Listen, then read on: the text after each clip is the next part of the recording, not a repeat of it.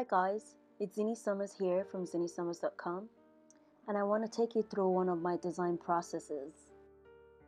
Recently, I was designing a photo dress pattern, and I thought that I should share my drafting process with you guys. I enjoy pattern drafting because it feels like mapping a maze. For example, when I'm analyzing my design, I have to map it out on my pattern.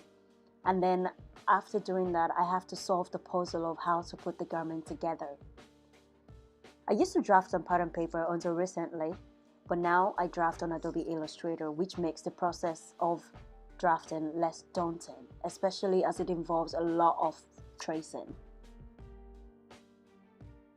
The first step in my design process is usually to generate a sloper on patternlab.london. And the design fit and the style lines will determine what sloper I choose. For this design, I chose a fitted torso block with darts in places that correspond with my design.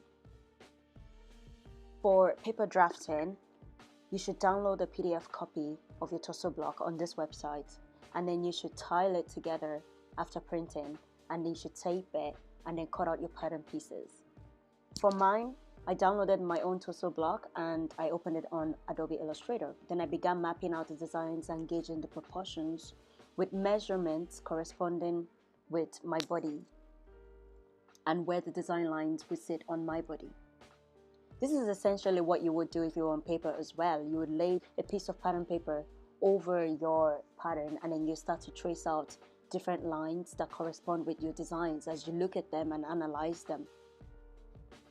So on my own pattern, what I do is I put all the lines on one layer, which is, let's say, a separate sheet of paper, and then I draw all the design lines in red, and then I start to lay other layers on top of that layer for me to trace each section that I've already used my guidelines to map out. And that's what I'm doing here. I will be using my pen tool, and then I will be tracing around each section.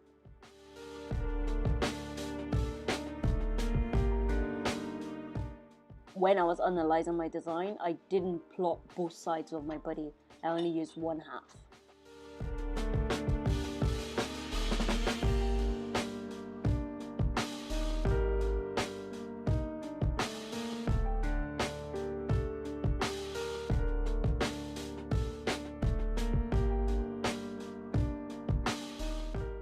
I also make sure to mark all the necessary points like notches and dart points, bust points, and I also make sure to trace the grain lines. And that's exactly what I'm doing there.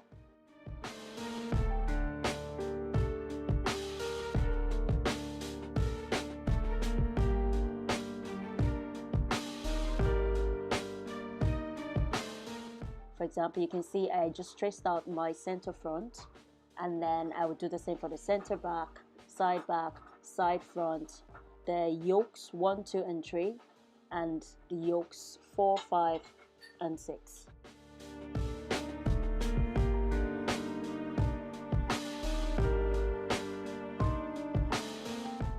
And basically, I do the same thing, this same step, over and over again for each and every section that I have lined and named.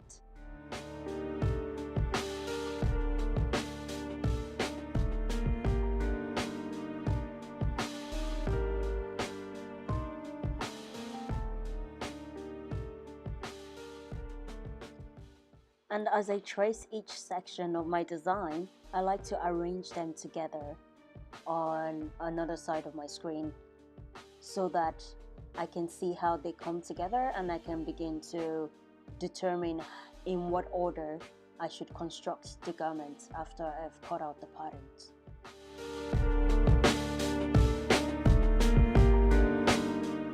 This is one of the benefits of drafting on Adobe Illustrator. It enables you to see exactly what you're drafting and to be able to envisage how you're going to put your garments together. Because, you know, if you have this on a piece of paper, you're trying to line them together, you're trying to get the measurements and the paper, and because it's in like life size, it takes up all the space, and it's just so difficult sometimes to understand just by looking at it. So I enjoy Adobe Illustrator for this reason. After all these processes of tiling, tracing, and labeling, my next steps are to add seam allowance to each of my trace layers, annotate the design, prepare for PDF download. Then I will print out my design PDF, I'll tape the sheets, and I'll cut out my mock-up. I hope you enjoyed watching my process. And if you would like to see more videos like these, do let me know in the comment below. Thank you for watching.